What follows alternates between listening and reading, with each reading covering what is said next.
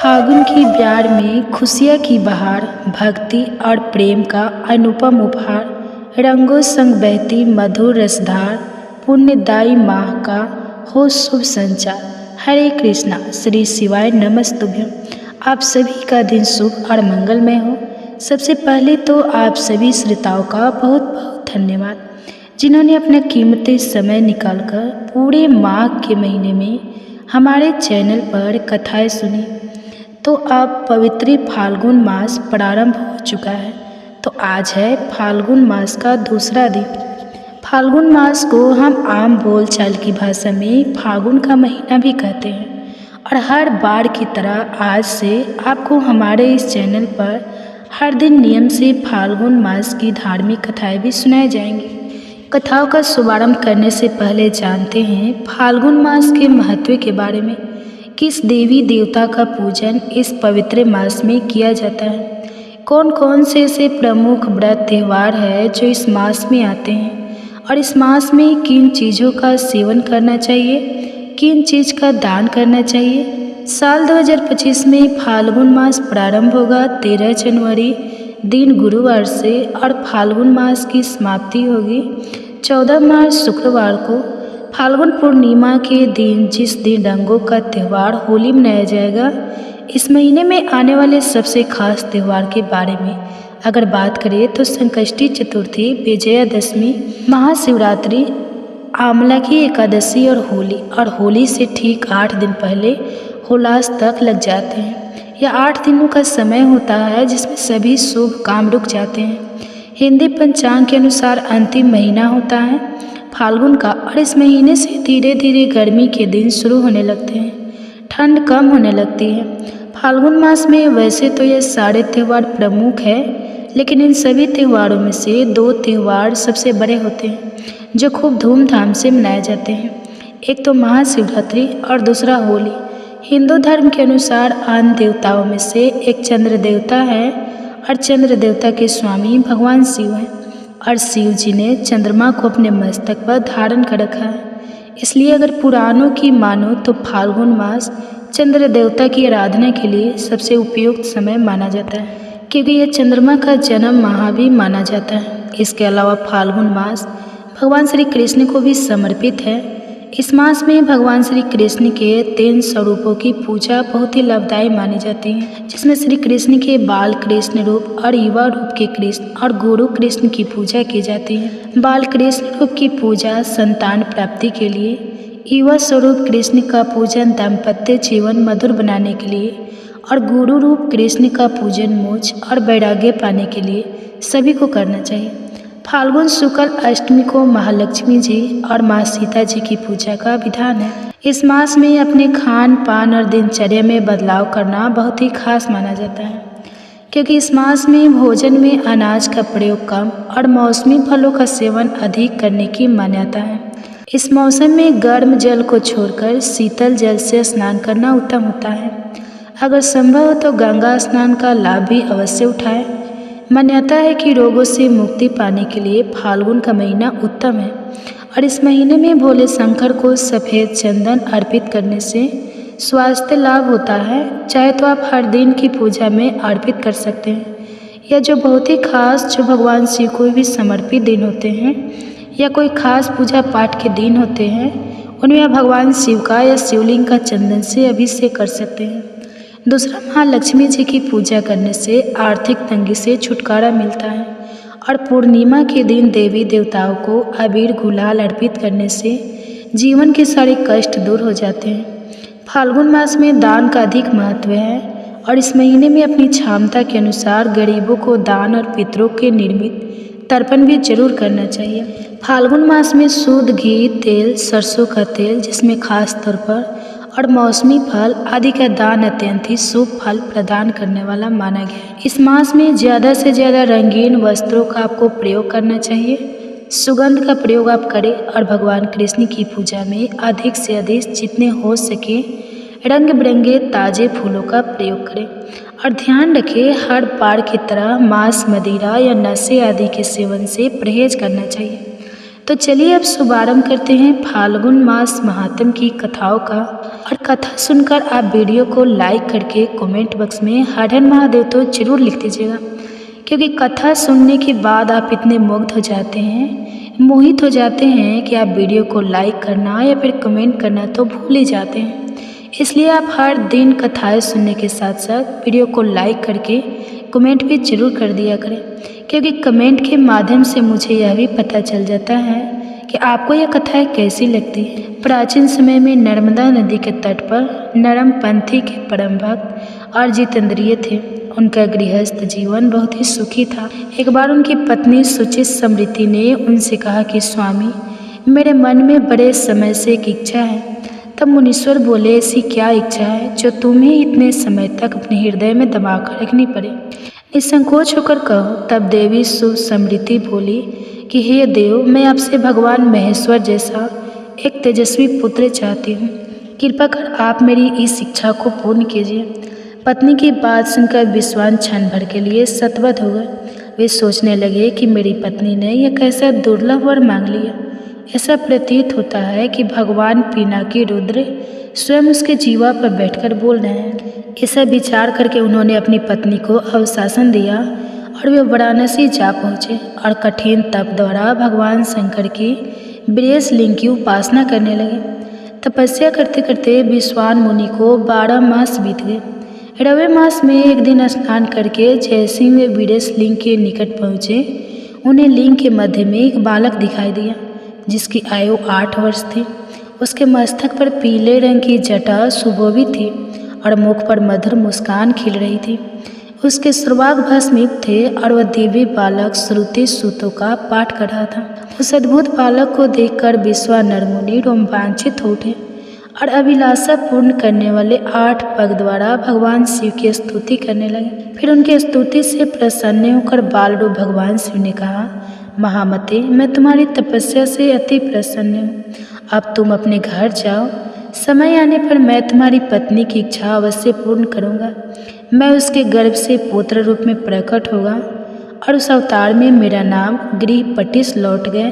फिर समय आने पर समस्त अभिष्ट के विनाशक तथा दोनों लोकों के लिए सुखदायक भगवान रुद्र का सुत समृद्धि के गर्भ में से अवतार हुआ। उस बालक का जात कर्म करने के लिए स्वयं ब्रह्मा मुनि विश्वान के घर उपस्थित हुए और उन्होंने उसका नाम रखा गृहपटिस। बालक को वेदों आदि की शिक्षा दी। जब वह बालक 9 वर्ष का हुआ तो एक दिन देवर्षि नारद उसके दर्शन हेतु विश्वनर मुनि के घर पधारे। मुनि विश्वास ने उनका हृदय से सत्कार कर यथोचित आसन आदि दिए। तब देवर्षि नारद ने कहा, हे मुनि, तुम्हारे यह पुत्र तो बहुत ही भाग्यशाली है, किंतु एक आशंका मुझे व्यतीत किए हुए है। तब विश्वनर ने चौंक कर पूछा, कैसी आशंका महर्षि? तब महर्षि ने उत्तर दिया, मेरी आशंका यह है कि जब तुम्हारा यह पुत्र 12 वर्ष का होगा तो इस पर बिजली या फिर पानी का भय आएगा। यह बात सुनकर मुनि विश्वान और उनकी पत्नी गहन चिंता में डूबे। उन्हें इस प्रकार चिंताग्रस्त हुए देखकर गृह प्रवेश जाने की आज्ञा दे। तब मुनि ने आज्ञा दे दी। काशी पहुंचकर गृह प्रवेश किया तो इंद्र उनके समक्ष प्रकट हुए और बोले, विप्रवर, मैं तुम्हारे तप से प्रसन्न हूँ। आपकी इच्छा अनुसार वर मांग। तब गृह प्रवेश उपतनाथ के अतिरिक्त और किसी से वर पाने का इच्छुक नहीं हूँ। वैसे भी आप जल से अहल्या का सतीत्व नष्ट करने वाले पर्वत शत्रु इंद्र ही तो है। बालक गृहपटिस कर देवराज इंद्र को क्रोध आ गया और उन्होंने अपने व्रत से उस बालक को डराया, जिससे गृहपटिस आ गई। तभी भगवान शिव ने प्रकट होकर कहा, उठो, बस जो मेरा भक्त है उस पर इंद्र तो क्या ये अम्बे दृष्टि नहीं डाल सकते। आज से मैं तुम्हें अग्निपद प्रदान करता हूँ। तुम्हारे द्वारा स्थापित यह लिंग काशी में अग्निश्वर के नाम से प्रसिद्ध होगा। ऐसा कहकर भगवान शिव वहीं अंतर्ध्यान हो गए और बालक गृहपटिस बालक की कथा सभी मिलकर प्रेम से बोलिए, भोले शंकर भगवान की जय। आप सुनिए फाल्गुन मास महात्म की आज का अध्याय। बहुत पुरानी बात है। गांव में भगवान शिव का एक मंदिर था। उसी मंदिर के बाहर एक पेड़ था जिस पर एक नन्ही चिड़िया रहा करती थी। चिड़िया के 3 छोटे छोटे बच्चे भी थे और वह चिड़िया गांव के घरों से दाना चुग कर लाती, खुद भी खाती और अपने नन्हे मुन्ने बच्चों का पेट भी भरा करती। बहुत पुरानी बात है। एक गांव में भगवान शिव का एक मंदिर था।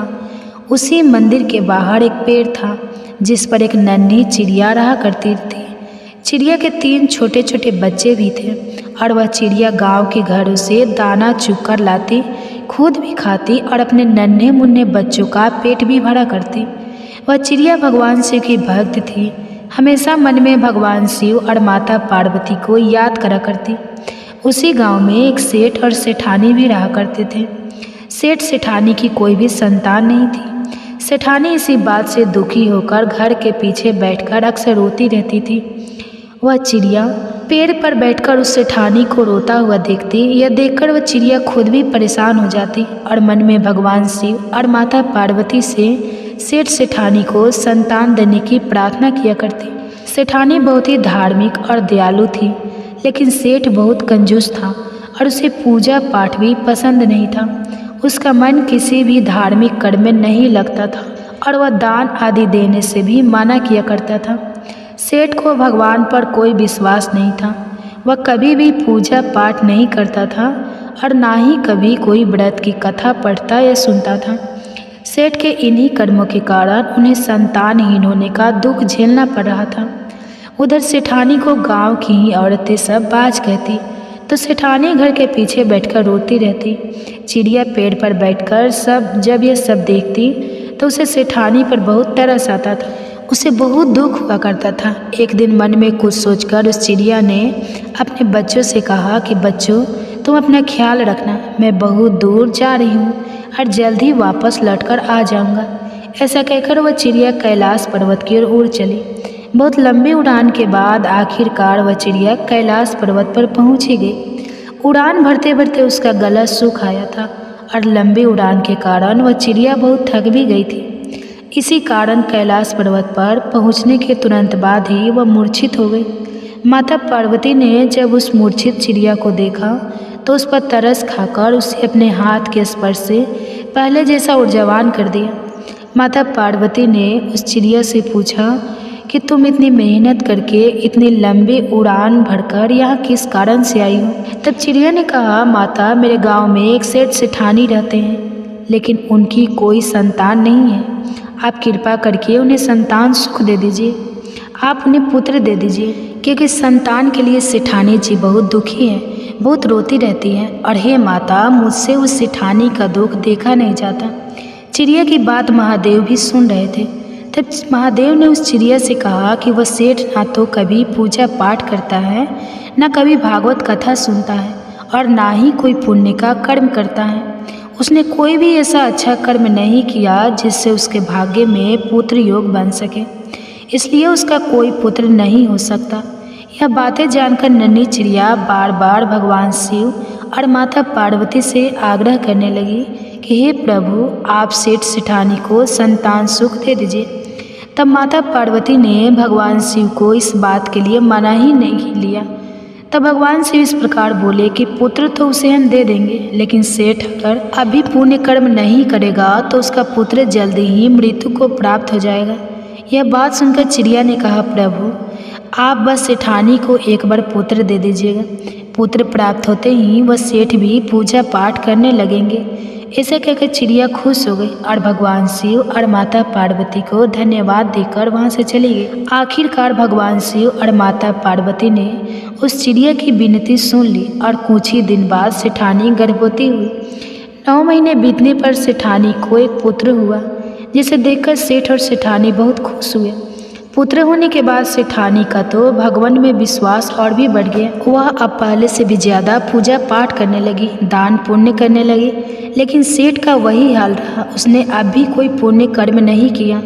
उसका भगवान पर अभी विश्वास नहीं हुआ। ना वो कभी पूजा पाठ करता, न कभी कथा सुनता। पेड़ पर बैठकर वह चिड़िया अक्सर सेठ के पुत्र को देखा करती। धीरे धीरे समय बीतने लगा। अब चिड़िया को सेठ के पुत्र की चिंता होने लगी। चिड़िया को भगवान शिव की कही हुई बात याद थी। उसे सेठ के पुत्र की चिंता होने लगी। वह सोचने लगी कि सेठ का पुत्र हो गया है, इसके बाद भी वह सेठ नहीं बदला अब भी यह कोई दान पुण्य नहीं करता, कहीं इसके पुत्र की मृत्यु न हो जाए। इसी प्रकार एक दिन चिंतित होकर वह चिड़िया फिर से लंबी उड़ान भरकर कैलाश पर्वत पर जा पहुंची और वहां जाकर भगवान शिव और माता पार्वती से आग्रह करने लगी कि वे सेठ को पुण्य कर्म करने के लिए प्रोत्साहित करें। माता पार्वती ने जब देखा कि यह चिड़िया दूसरे के लिए इतनी दयालु है, दूसरों के प्रति इतनी चिंता करती है, तो वे बहुत बहुत प्रसन्न हो गई। तब भगवान शिव और माता पार्वती एक ब्राह्मण और ब्राह्मणी का रूप धरकर उस सेठ सेठानी के घर पर गए। वहां जाकर उन्होंने कहा कि हमें भिक्षा दो, हम भूखे हैं, हमें भोजन कराओ। सेठ ने तो सुनते ही मना कर दिया, लेकिन सेठानी ने बहुत ही आदर सम्मान के साथ उन दोनों ब्राह्मण और ब्राह्मणी को अपने घर के अंदर बैठाया, उनका स्वागत सत्कार किया। फिर उनके लिए तरह तरह के स्वादिष्ट व्यंजन बनाए और उन्हें भोजन कराया। ब्राह्मण और ब्राह्मणी के रूप में भगवान शिव और माता पार्वती ही सेठ के घर पर पधारे थे और उनके घर पर प्रवेश करते ही सेठ की बुद्धि ठीक हो गई। अब वह हाथ जोड़कर अपनी गलतियों के लिए क्षमा मांगने लगा और ब्राह्मण देवता के चरणों में गिर पड़ा। तब ब्राह्मण रूपधारी महादेव ने सेठ से कहा, तुम्हारे भाग्य में संतान सुख नहीं लिखा था, क्योंकि तुमने अपने जीवन में कभी कोई अच्छा कार्य नहीं किया। तुमने कभी भगवान पर विश्वास नहीं किया, कभी पुण्य कर्म नहीं किए, कभी ब्राह्मणों को दान नहीं दिया, कभी पूजा पाठ नहीं की, कभी कथाएं नहीं सुनी। लेकिन एक चिड़िया ने मेरे पास आकर तुम्हें संतान देने की प्रार्थना की, जिसकी भक्ति से प्रसन्न होकर ही मैंने तुम्हें पुत्र का वरदान दिया और आज उसी चिड़िया के कारण तुम्हें पुत्र सुख मिला है। लेकिन अब भी तुमने अगर पूजा पाठ या पुण्य कर्म नहीं किए तो तुम्हारे पुत्र की मृत्यु हो जाएगी। यह बात सुनकर सेठानी को चिंता के मारे रोने लगी और सेठ सेठानी ने उस चिड़िया को धन्यवाद दिया। सेठ ने कहा, तुम्हारे पुत्र के लिए चिड़िया भोलेनाथ से लड़कर हमारे भाग्य में पुत्र सुख लिखवा सकते हैं, तो क्या हम अपने पुत्र की रक्षा के लिए पुण्य कर्म नहीं कर सकते? तब सेठ जी ने ब्राह्मण देवता से पूछा, हे ब्राह्मण देवता, महादेव जी के प्रिय व्रत कौन कौन से हैं जिन्हें करके मैं महादेव जी को प्रसन्न कर सकूं? तब ब्राह्मण रूपी माता पार्वती ने कहा कि महादेव जी का सबसे प्रिय व्रत महाशिवरात्रि है। जो भी मनुष्य महाशिवरात्रि का व्रत करता है, उस दिन पूरे विधि विधान से भगवान शिव की पूजा करता है, उस पर ही महादेव की कृपा बरसती है। सेठ सेठानी ने कहा, अब तो हम भी महाशिवरात्रि के दिन महाशिवरात्रि का व्रत करेंगे और पूरे विधि विधान और सच्चे मन से भगवान शिव का पूजन भी करेंगे। सेठ और सेठानी को महाशिवरात्रि व्रत का विधान बताकर महादेव और देवी पार्वती वहाँ से चले गए। इसके बाद सेठ सेठानी धर्म कर्म पूजा पाठ और व्रत करने लगे, जिसके पुण्य प्रताप से उनका पुत्र और धन बढ़ने लगा। चिड़िया भी सेठाई को देखकर बहुत खुश रहने लगी और सेठानी के आंगन में दाना चुगने लगी और अपने घोंसले में बैठकर ओम नमः शिवाय मंत्र का जाप करने लगी। तो यह थी भोलेनाथ के भक्त की कहानी। अब फाल्गुन मास महात्म्य में शुरू करने से पहले सब मिलकर भगवान शिव का ध्यान करते हैं। ज्योतिर्मात्र स्वरूपाय निर्मल ज्ञान चतुर से नमः शिवाय संताय ब्रह्मा लिंग मूर्ते, अर्थात ज्योति मात्र जिनका स्वरूप है निर्मल ज्ञानी उनका नेत्र है, जो लिंग स्वरूप ब्रह्मा है, उन परम शांत कल्याणमयी को हमारा नमस्कार है। नैमिषारण्य तीर्थ में एकत्रित ऋषियों ने श्री सूजी महाराज से कहा, हे सूत जी, आपने संक्षेप से हमें माघ मास महात्म्य की कथाओं का वर्णन किया, जो सभी भी पापों का हरण करने वाली और परम पवित्र हैं। हम सभी ने उसे बहुत ध्यानपूर्वक सुना है। अब हम लोग त्रिपुर विनाशक शिव जी के महात्म्य और उनके मंत्रों की महिमा को भी सुनना चाहते हैं। तब श्री सूत जी महाराज कहने लगे, मुनियों, मरण धर्मा मनुष्य के लिए इतना ही सबसे उत्तम और सनातन श्रेय है कि भगवान महेश्वर की कथा में आकरण भक्ति भाव का उदय हो। समस्त पुण्य श्रेय के संपूर्ण साधनों और समस्त यज्ञों में जप यज्ञ को ही सर्वोत्तम माना गया है। जैसे सभी देवताओं में त्रिपुरारी भगवान शंकर श्रेष्ठ हैं, उसी प्रकार सब मंत्रों में शिव जी का डर मंत्र श्रेष्ठ है। उसी को प्रणव से रहित होने पर पंचाक्षर मंत्र अर्थात नमः शिवाय भी कहते हैं। वह जप करने वाले पुरुषों को मोक्ष देने वाला है, अर्थात ओम नमः शिवाय यह सर मंत्र सभी पुरुषों को मोक्ष प्रदान करता है। सीधे की इच्छा रखने वाले सभी श्रेष्ठ मुनि इस मंत्र का सम्यक रूप से सेवन करते हैं। शिव जी के सुपंचाक्षर मंत्र में सर्वज्ञ परिपूर्ण सच्चिदानंद स्वरूप भगवान शिव सदा ही रमते रहते हैं। श्री सूत जी कहते हैं, हे ऋषियों, फाल्गुन मास में कृष्ण पक्ष की चतुर्दशी का उपवास अत्यंत दुर्लभ है। उसमें भी शिवरात्रि में जागरण करना तो मैं सभी मनुष्य के लिए और भी दुर्लभ मानता हूँ। उससे भी अत्यंत दुर्लभ है शिवलिंग का दर्शन और परमेश्वर के पूजन को तो मैं और भी दुर्लभतर मानता हूँ। 100 करोड़ जन्मों में उत्पन्न हुई पुण्य राशि के प्रभाव से कभी शंकर भगवान के बिल्व पत्र से पूजा करने का अवसर प्राप्त होता है। 10,000 वर्षों तक जिसने गंगा जी के जल में स्नान किया है उसको जो फल मिलता है वही फल मनुष्य एक बार बिल्व पत्र से भगवान शंकर की पूजा करके अनायास प्राप्त कर लेता है। प्रत्येक युग में जो पुण्य इस संसार में हैं लुप्त हुए हैं वे सभी फाल्गु कृष्ण चतुर्दशी अर्थात शिवरात्रि में पुण्यतः विद्यमान रहते हैं। लोक में ब्रह्मा आदि देवता और विशिष्ट आदि मुनि इस फाल्गुन कृष्ण चतुर्दशी की बुरी बुरी प्रशंसा करते हैं। इस शिवरात्रि को अगर किसी ने उपवास किया तो उसे 100 यज्ञों से अधिक पुण्य मिलता है। जिसने एक बिल्व पत्र अर्थात बेलपत्र से शिवलिंग का पूजन किया है, जिसके पुण्य की क्षमता तीनों लोकों में भला कर सकता है। इस विषय में एक परम सुंदर पुण्य कथा कही जाती है। हे ऋषियों, इवाक वंश में मित्र सह नाम से प्रसिद्ध एक परम धर्मात्मा राजा हुए हैं। वो समस्त धनुर्धारों में श्रेष्ठ सभी अस्त्र शस्त्रों से ज्ञाता शस्त्रज्ञ वेदों के पारंगत विद्वान शूरवीर अत्यंत बलि उत्साही नित्य उद्योगी और दया के निधान थे। राजा को खेल खेलने का व्यसन था। एक दिन उन्होंने अपनी बहुत बड़ी सेना साथ लिए भयंकर वन में प्रवेश किया और वहाँ बहुत सारे बाघ, जंगली सुअर और सिंहों को अपने बाणों से बींध डाला। राजा मित्र सह रथ पर सवार होकर कवच से सुरक्षित होकर वन में भ्रमण कर रहे थे। उसी समय उन्होंने अग्नि के समान आकृति वाले एक निशाचर को मार दिया। उसका छोटा भाई दूर से यह देखकर शोक मग्न हो गया और वह कहीं छिप गया। भाई को मारा गया देखकर उसने मन ही मन इस प्रकार विचार किया कि यह राजा तो बड़ा दुर्विषय है, इसे छल से ही जीतना चाहिए। ऐसा निश्चय करके वह पाप आत्मा राक्षस मनुष्य के समान आकृति बनाकर राजा के पास आ गया। राजा ने सेवा करने के लिए विनीत भाव से आए हुए उस पुरुष को देखकर अज्ञानवश उसे रसोई घर का अध्यक्ष ही बना दिया। इसके बाद राजा लौटकर अपनी पुरी को आ गए। महाराज मित्र सह की पत्नी मंद नाम से प्रसिद्ध थी। वह नल की स्त्री दयामती के समान बड़ी पतिव्रता थी। एक दिन राजा मित्र सह ने श्राद्ध के दिन मुनिवर वशिष्ठ जी को निमंत्रण करके अपने घर पर बुलाया। उस समय रसोइये के रूप में राक्षस ने साग में मनुष्य का मांस मिला दिया और वही वशिष्ठ जी के आगे परोस दिया। उसे देखकर वशिष्ठ जी बोले, राजन, तुझे धिक्कार है, तो इतना दुष्ट और छैली है कि मेरे आगे मनुष्य का मांस रख। इस पाप के कारण जा तो राक्षस हो जाएगा। राजा मुनि के चरणों में गिर पड़े और मुनि को विश्वास दिलाने लगे कि उन्होंने ऐसा नहीं किया है।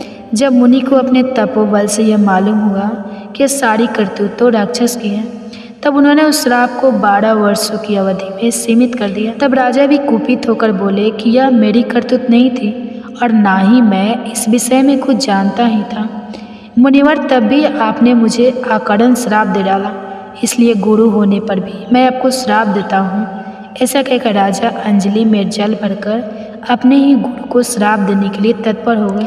यह देखकर रानी मंद ने पति के चरणों में गिरकर उन्हें ऐसा करने से रोका। रानी के वचन का मान रखने के लिए राजा श्राप देने से निर्वृत्त हो गए और उस अंजलि को जल को उन्होंने अपने दोनों पैरों में डाल दिया, क्योंकि वह जल तो श्रापित हो चुका था, जिससे राजा के दोनों पैर मलिन हो गए अर्थात कलम युक्त हो गए। तब से राजा का नाम कलमासपाद हो गया। गुरु के श्राप से राजा वन में विचरने वाले राक्षस बन गए। एक दिन वन में कहीं किशोर अवस्था वाले विवाहित मुनि दंपति रमन कर रहे थे। उस समय उस नरभक्षी राक्षस ने तरुण मुनि कुमार को खाने के लिए पकड़ लिया, ठीक वैसे ही जैसे मृग के नन्हे से शिशु को कोई व्याघ्र पकड़ लेता है। राक्षस के वश में पड़े हुए अपने पति को देखकर उसकी प्यारी पत्नी करुणा पूर्वक बोली, हे सूर्यवंशी यशोधर, महाराज, आप ऐसा पाप मत कीजिए। आप राक्षस नहीं, अयोध्या के सम्राट है, राजा मंद के प्रति है। ये प्रभु, ये मेरे स्वामी तो मुझे प्राणों से भी अधिक प्रिय है। इन्हें मत मारिए। शरण में आए हुए दीन दुखी मनुष्य को आप ही सहारा देने वाले हैं। इन महात्मा पति के बिना मेरा यह शरीर मेरे लिए महान भार है। इस मलिन पापम 5 भौतिक शरीर से क्या सुख होगा। यह मुनि कुमार देखने को बालक है, किंतु वेदों के विद्वान, शांत तपस्वी और अनेक शास्त्रों की ज्ञाता हैं। इन्हें प्राण दंड देकर आपको संपूर्ण जगत की रक्षा करने का पुण्य प्राप्त होगा।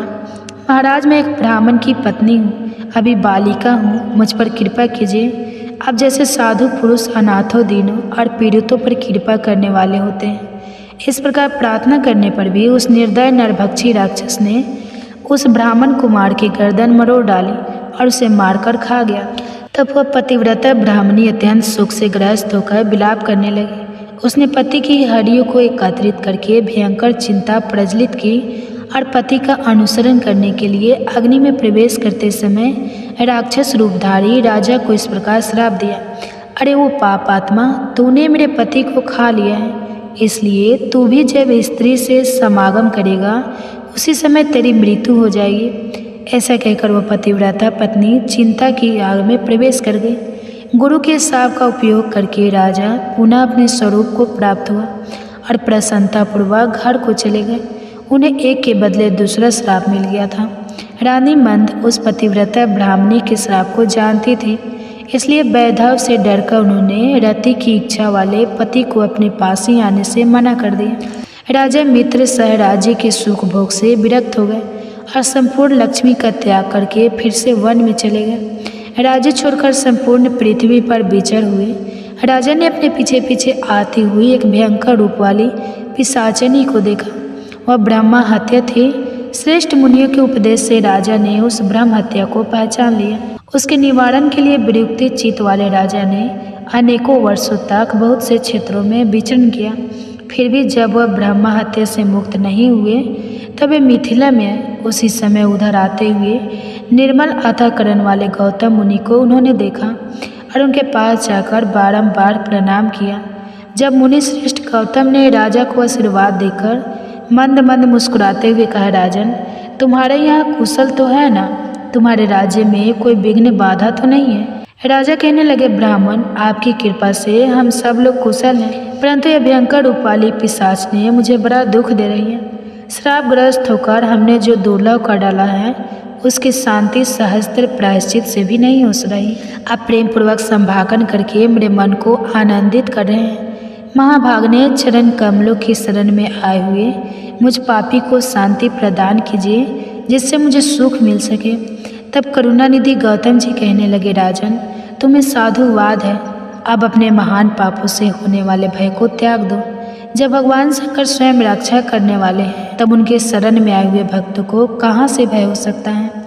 गोकर्ण नामक मनोरम क्षेत्र महापापों का संहार करने वाला है और वहाँ बड़े से बड़े पाप भी नहीं टिक सकते। गोकर्ण क्षेत्र में विद्यमान भगवान शिव स्मरण करने मात्र से समस्त पापों का नाश कर डालते हैं। जैसे कैलाश और मंत्राचल के शिखर पर भगवान शिव का निश्चित निवास है, ठीक उसी प्रकार गोकर्ण मंडल में भी वहाँ महादेव जी महाबल नाम से निवास करते हैं। रावण नामक राक्षस ने घोर तपस्या करके जिस शिवलिंग को प्राप्त किया था उसी को गणेश जी ने गोकर्ण क्षेत्र में स्थापित किया है। सनक सन आदि महात्मा तथा मृग चमन वस्त्र धारण करने वाले साधु और मुनिगण वहाँ बैठकर भगवान शिव की उपासना करते हैं। दंडी मुंडी स्नातक ब्रह्मचारी और तप से समस्त पापों को जला डालने वाले महात्मा भी देवाधिदेव शिव जी की उत्तम भक्ति से उपासना करते हैं। इस ब्रह्मांड मंडल में गोकर्ण के समान दूसरा क्षेत्र नहीं है। वहाँ महात्मा अगस्त्य मुनि ने घोर तपस्या की है। राजन, इस तीर्थ में संपूर्ण देवताओं के स्थान है। देवाधिदेव भगवान विष्णु, परम सृष्टि ब्रह्मा, बीरबल, कार्तिकेय तथा गणेश जी के स्थान है। गोकर्ण तीर्थ में कोटि कोटि शिवलिंग विराजमान है। वहाँ पग पग पर असंख्य तीर्थ मौजूद है। सतयुग में महाबल नामक भगवान शिव श्वेत वर्ण के होते हैं। त्रेता युग में उनका रंग अत्यंत लाल हो जाता है। द्वापर में वे पीत अर्थात पीले वर्ण के और कलयुग में श्याम वर्ण के हो जाएंगे।